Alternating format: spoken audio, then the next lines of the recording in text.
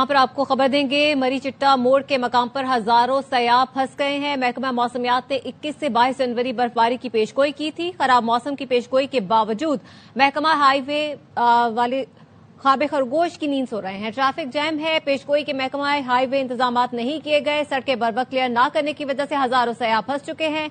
Highway को हर साल करोड़ों रुपए का फंड मिलता है, कोई पुरसाने हाल नहीं।